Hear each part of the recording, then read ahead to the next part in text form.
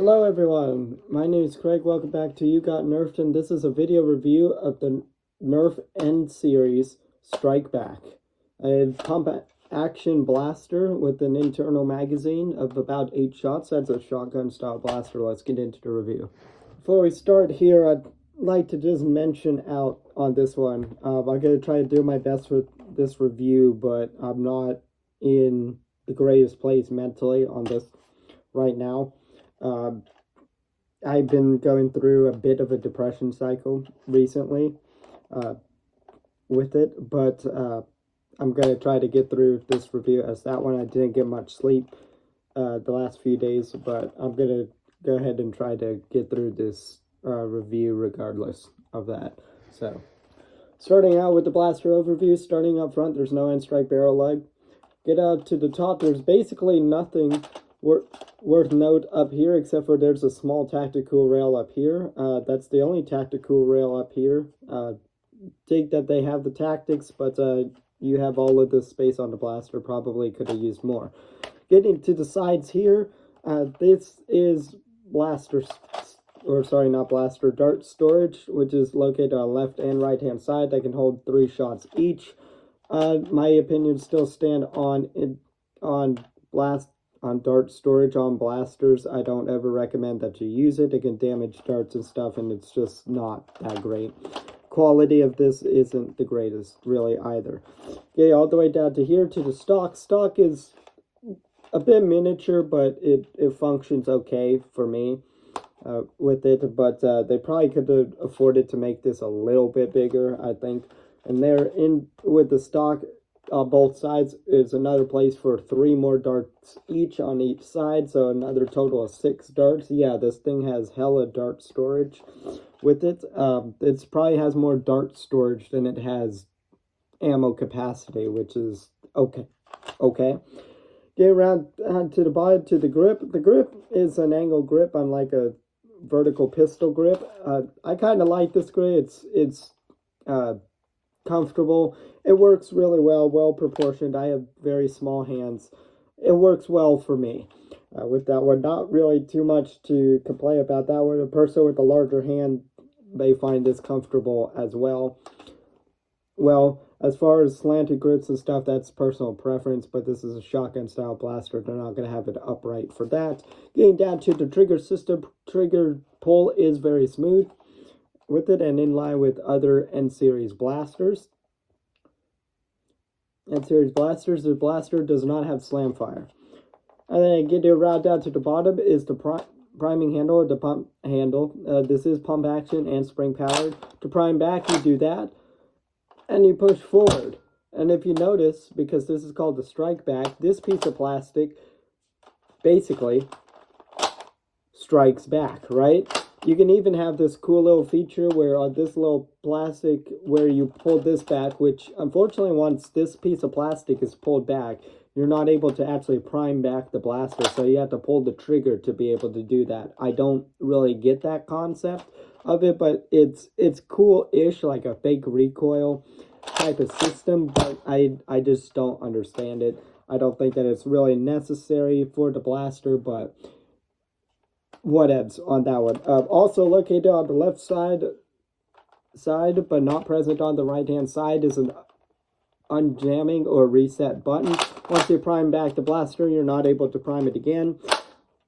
That will allow you to reset the blaster itself, and then you can reprime the blaster and do that to clear out any jams or malfunctions, or reprime the blaster if it is a malfunction with that.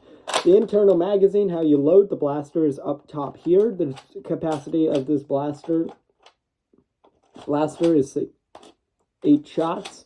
So you could simply load in 8 shots in there, and you should be good to go. You shut the door.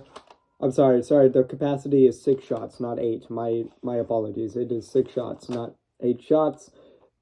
But it is an internally fed magazine system similar to the Mega Magnus. If you ever use that, that's basically the capacity or that's how you feed the thing from that. Getting down to the bottom on this pump handle is actually pretty comfortable, and if you're going to do pump action, this actually does it right, in my opinion. I'm not a fan of pump action, but this is actually really good, I think, in my opinion. Up here is just a cosmetic piece of plastic. It really doesn't help with anything. I mean, it's to hold like this, but I'm going to be holding it by the pump handle. I don't really think this piece of plastic was necessary, but it's just a cosmetic piece of plastic to rest your hands on.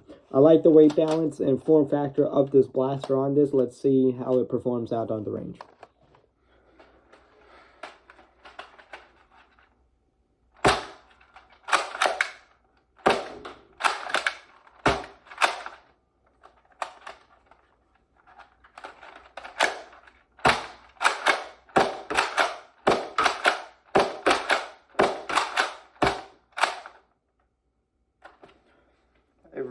Reloading.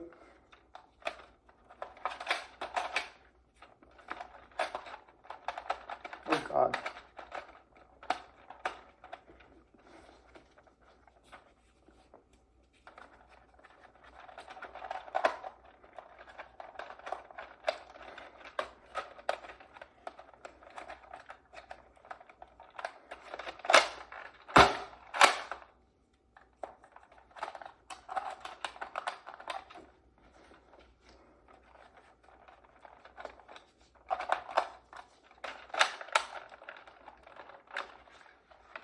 Now I reloaded the blaster. I had a bit of a jam there. I improperly loaded the darts somehow, but I cleared it up now.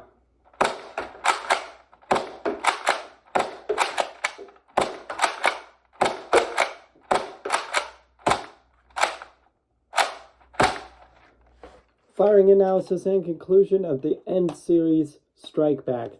It fired fairly well, actually. No jams or malfunctions except for the mechanical error one that I had.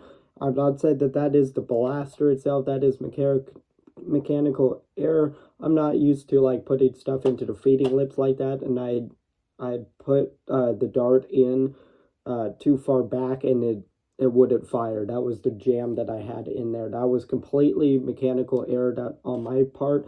The blaster isn't really prone to jamming that much. I mean, I would also say that N1 darts aren't the greatest projectile either, really, especially for trying to feed in the way that it's trying to feed in, but that's another topic of discussion for another time. But fired fairly well. My unit on the chronograph got about 86 to about 88 feet per second. Somewhere within that range with a fairly consistent average of about 86 feet per second, which is about in line with the new End Series blasters at about 80 to 90 FPS for the End Series line with it. So it's shooting decently well with velocity, and it's shooting fairly consistently as well. Not really that accurately, but fairly consistently as well. As a blaster of its whole, I like the concept of the strike back feature, but I don't think that it's well executed. I think if you want something like the strike back feature and fake recoil, look at something like the X-Shot Flux and stuff. Those, or kickback, they did that mechanic well. This basically, if you pull back this orange thing, you basically lock your blaster up, even if it's by accident. And it doesn't take much to move this thing. Like, I'm barely touching this, and this thing can move. So you can accidentally lock your blaster like that, and then you're like, oh, shoot, I have to release my blaster with it. It's an annoyance, not really a really dysfunctional thing, but I don't think that it was a necessary feature, especially for the fact that this slides independently to the priming handle. I don't really get that. But I could kind of see why they did that, because then you wouldn't really have the strike back feature without that, but I think that it could have been done. I just think that proportionally, like this thing up here was probably not necessary. The stock could have been a little bit better, but aside from that, works pretty well. I like holding this overall, I enjoyed this blaster, and I think for a 6-shot like primary, which so far that I could see in the N series line, besides like Pinpoint or the Infinite or something like that, this is still a substantial uh, capacity for that until you get it to like magazine fed blasters. So if you're looking into this, out of the blasters that I reviewed, this or the agility, personally, I don't really run like a pump action shotgun, and especially internal magazine. I'd rather have a box magazine personally with it. And I probably would just be ending up using an agility anyway. I prefer a pistol over something like a shotgun style blaster. And if I'm going to go primary, I'm probably going to have magazines and a higher capacity if I'm able to with that. But I think that this could be a good option for somebody's rig. I think that is a good starter primary blaster for the N series, even though that I've reviewed like 3 blasters, but I now am aware of all these other blasters that are in the series. But my my opinion on this is positive, but still on my radar a little bit as to they probably could have made it a little bit better. One, probably maybe not have put so much dart storage on here and probably utilized the plastic a little bit better. But aside from that, works pretty well. I probably would have also liked some slam fire on this. This just is screaming to have slam fire, but I don't know if any N series blasters actually have slam fire. I don't know if that's part of the line or not. But yeah, my recommendations on this, check out something like the Agility.